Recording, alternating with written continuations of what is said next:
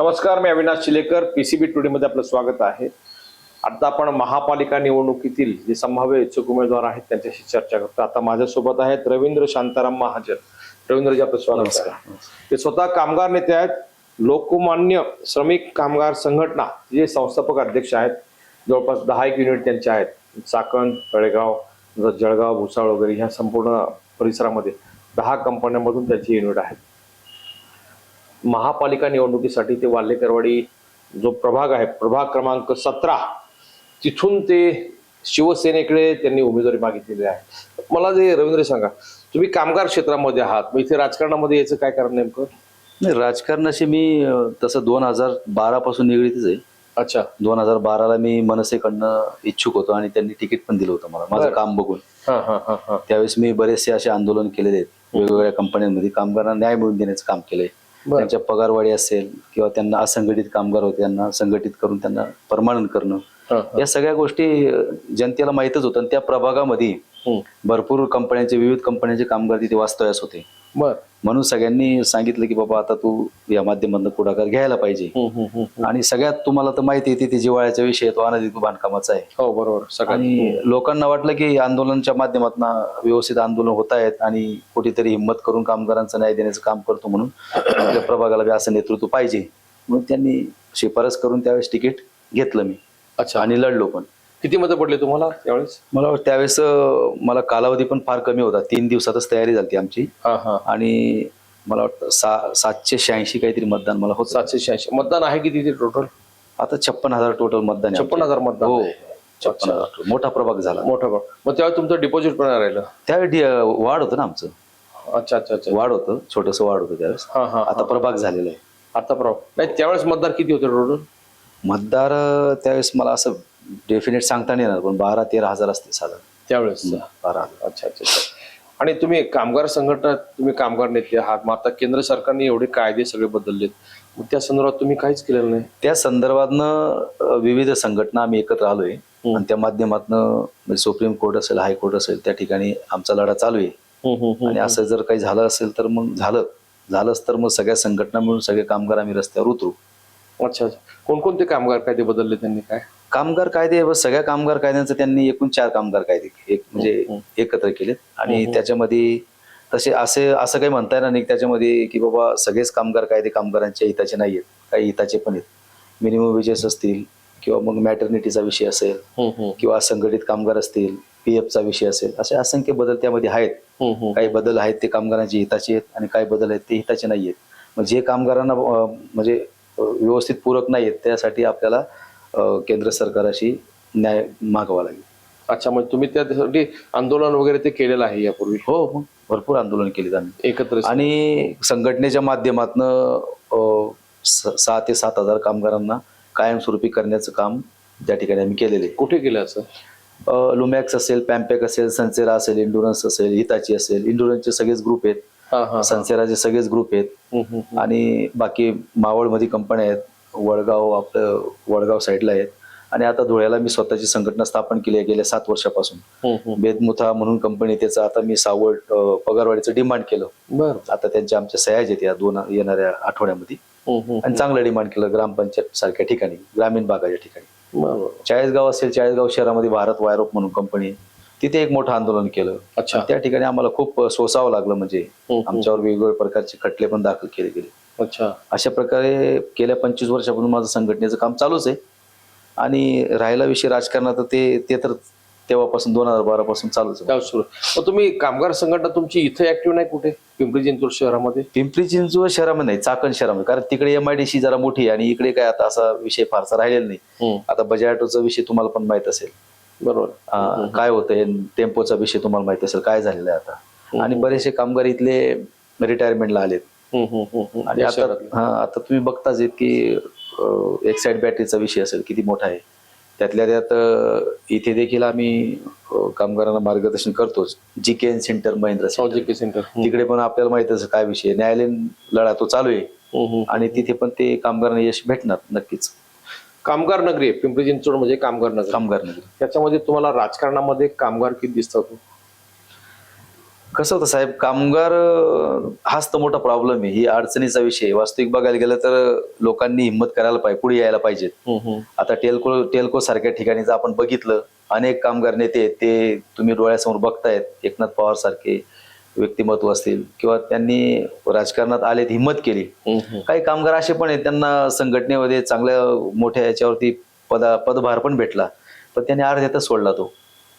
अर्ध्यात सोडून मग का सोडलं ते काही सांगता येणार नाही. पण या क्षेत्रामध्ये कसं आहे, म्हणजे हे खूप हार्ड वर्क आहे आणि ते करायची हिंमतच लागते त्या गोष्टी. कामगार चळवळ संपली आहे का हो? ज्याला पूर्वी या शहरामध्ये कामगार चळवळ म्हणजे तुमच्या वेतनवाढीसाठी आंदोलन, बोनससाठी आंदोलन, हे बाकी काय अनुभवलं यायचं इथं. आता ते काही कुठलेही आंदोलन नाही. सरकारने एवढा कायदा बदलला, एक मोर्चा निघाला, फिनिश, तो विषय संपला. जवळपास कामगार चळवळ ही तशी डेड झाली आहे का? नाही, डेड झाली असं म्हणता नाही येणार. कारण की आपण जर बघितलं, चाकण सारख्या ठिकाणी नवीन नवीन कंपनी येत आहेत आणि त्या ठिकाणी कामगारांवर अन्याय होतो. नवीन लोकांवर 12 तास काम केलं जातं, 18 तास थांबवलं जातं, त्यांना ओव्हर टाइम डबल हा दिला जात नाही. अशा बऱ्याचशा कंपन्यात आपण जर विचार केला आणि माहितीच्या आधाराखाली जर काढलं तर पीएफ देखील कटिंग होत नाही. अशा कंपन्यांवर कारवाई केली गेली पाहिजे. आणि आपण म्हणतो की चळवळ संपलेली आहे, पण मी कामगार संघटनेत काम करतो, त्याविषयी अशी कंटिन्यू संपर्कात आहे. चळवळी आहे. अच्छा, चळवळ आहे. आता तुम्हाला माहिती असेल, ती महिंद्राला मागच्या वेळेस मोठं आंदोलन झालं आणि अनेक नेत्यांवर, वकिलांवर खटले दाखल केले आणि खोटे खटले दाखल करून कुठेतरी त्रास दिला जातो. परंतु जो नेता असतो की नाही, आता हे काय असेल, न्याय भेटतो, न्यायालयावरती हा अजून विश्वास आहे, म्हणून कामगारांना न्याय भेटतो, म्हणून आपण लढत राहायचं. आपलं काम आहे लढत राहायचं. तुम्ही ज्या प्रभागामध्ये आता निवडणूक लढवणार आहात किंवा तुम्ही उमेदवारी मागितलेली आहे, त्याच्यामध्ये तिथला नेमका तो प्रभाग आहे कोणता, कसा, जरा सांगताय? आता त्या प्रभागाविषयी जर मला वाटतं मी सांगण्यापेक्षा तुम्हाला बरंच काही माहिती आहे. विकासासंदर्भात जर बोलायचं, विकास काय, समस्या काय, त्याच्या भौगोलिक, त्याची हद्द कुठून कुठपर्यंत, त्या प्रभागात कोणता एरिया आहे, कसा आहे? आता तो बघितलं तर गिरिराज आहे, दळवी नगर आहे, वालेकरवाडी आहे आणि शिवनगरी आहे, बडवण नगर आहे, चिंतामणी चौक आहे. काही भाग आता इकडचा आपला वालेकरवाडी साईडचा आपला थोडासा इकडे भाग आलेला आहे. म्हणजे हा प्रभाग फार मोठा झालाय आता. परंतु तसं बघायला गेलं तर आपण शेजारचे प्रभाग बघतोच आहे. आता तिथे सिमेंटच्या रस्त्याचं काम चालू आहे.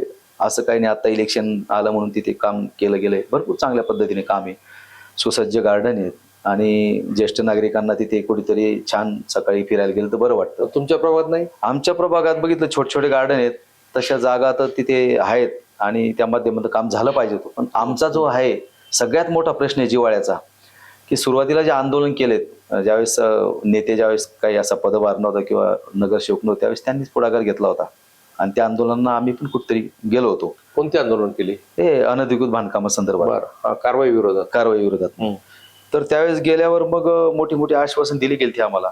परंतु आता तिथे सगळा खानदेश पट्टा आहे, तुम्हाला माहिती आहे सगळा विषय. मग कुठेतरी आश्वासन दिली गेली ती आणि आम्हाला वाटते हे खरोखर आता कुठेतरी आपलं चांगलं नेतृत्व भेटलेलं आहे आणि या माध्यमातून आपल्याला खरोखर न्याय भेटेल.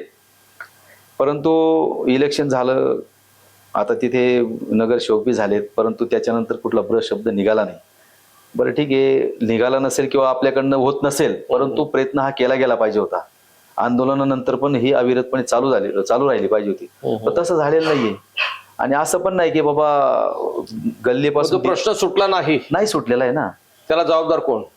नेतेच आहेत ना जबाबदार. कोणते नेते? आता आमच्या प्रभागातले नेते कोण आहे? नेते कोण? आता मेन कोण आहे तुम्हाला माहिती आहे? बीजेपी. मला नाही माहिती काही, मला माहिती म्हणून तुम्हाला विचारलं कोण. नाही, आमचे त्यावेळेस नगरसेवक बघितलं तर डाके साहेब आहेत ना. अच्छा, ते नगरसेवक होतेच त्यावेळेस. आणि आता तुम्ही जा विचारला नाही त्यांना?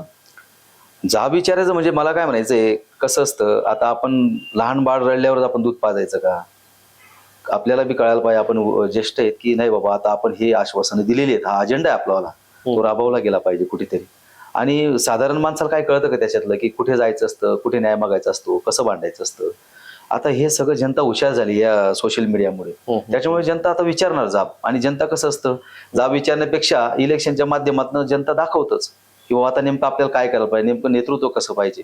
आता जनता ठरवेलच. आणि मी तर म्हणतो, आता आम्ही तरुणांनी ते ठरवलेलं आहे की आता कुठेतरी आपल्याला बदल पाहिजे आणि हे सगळं थांबवायला पाहिजे.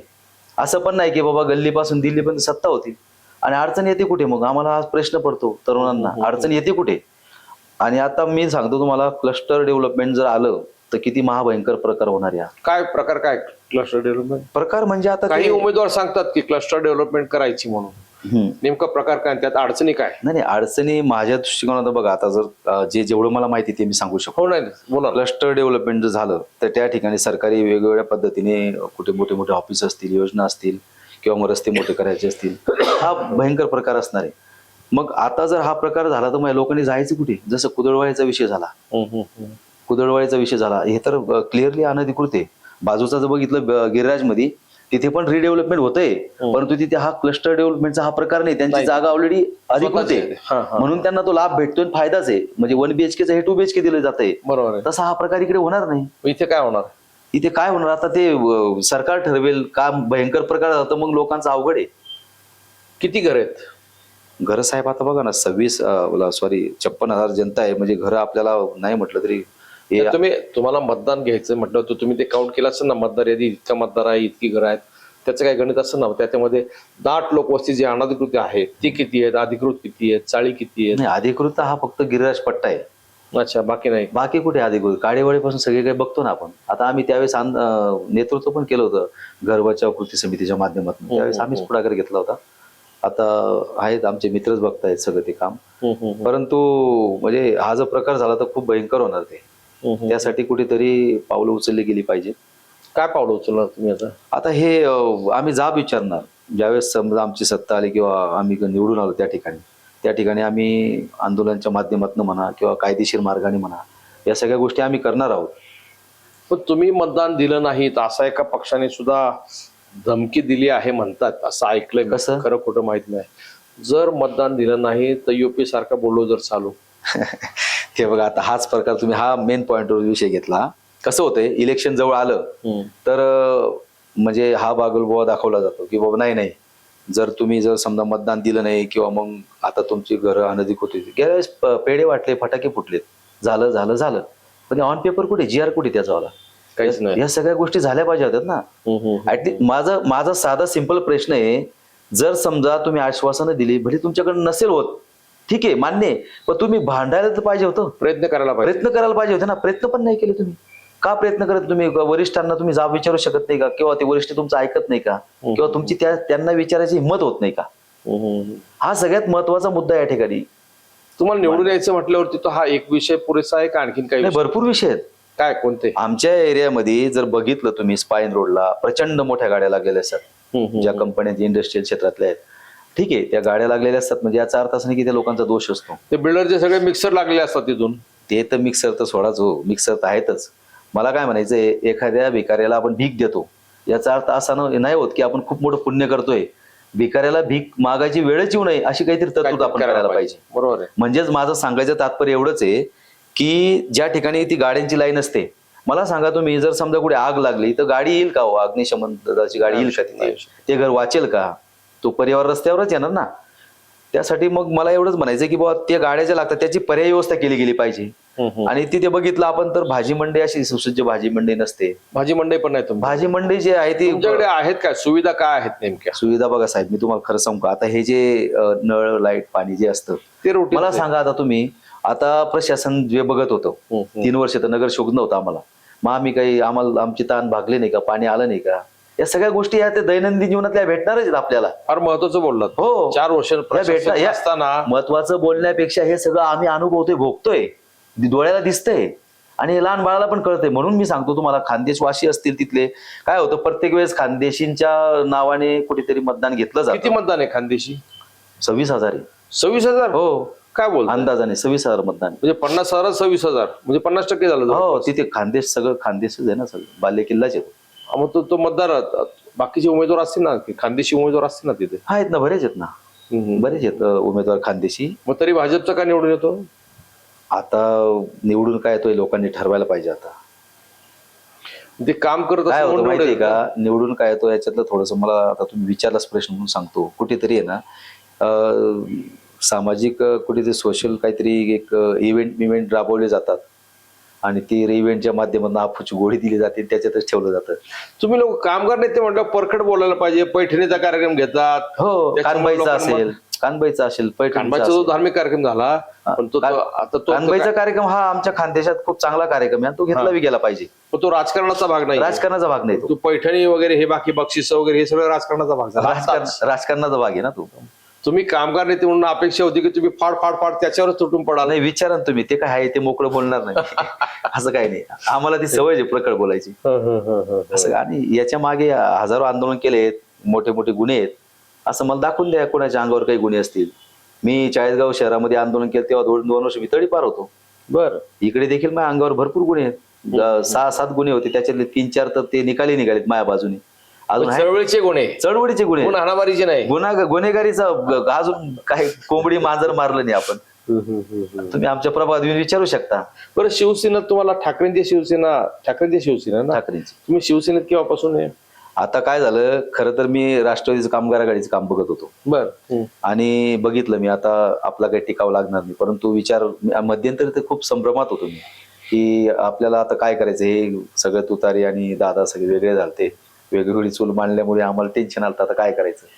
चांगल्यानंच टेन्शन आलं. परंतु मग आता कुठेतरी मी ह्या 6 महिन्यापासून संपर्कात होतो शिवसेना नेत्यांच्या. मग त्या दिवशी आदित्य ठाकरे आले, सचिन भाऊ आहेर आले, आणि आल्यानंतर मग मला विचारणा झाली. म्हटलं चांगलं, काय हरकत नाही, कारण कोरोना काळामध्ये उद्धव साहेबांनी खूप चांगलं काम केलेलं आहे आणि वेगवेगळ्या देशांमध्ये देखील त्यांची दखल घेतली गेली कामाची. आणि बाळासाहेबांच्या विचारांना प्रेरित होऊन, उद्धव साहेबांच्या विचारांना प्रेरित होऊन मला असं वाटलं की चला कुठेतरी आंदोलनाला उतरायचं म्हटल्यावर तर शिवसेना हमखास उतरते. शिवसेनेचा मतदार आहे का त्या वॉर्डमध्ये? हो, शिवसेनेला मानणारा वर्ग कोण आहे. यापूर्वी कोण नगरसेवक व्हायचे? नगरसेवक नसले तरी शिवसेना पर्याय नव्हता ना. पर्याय कुठे होता?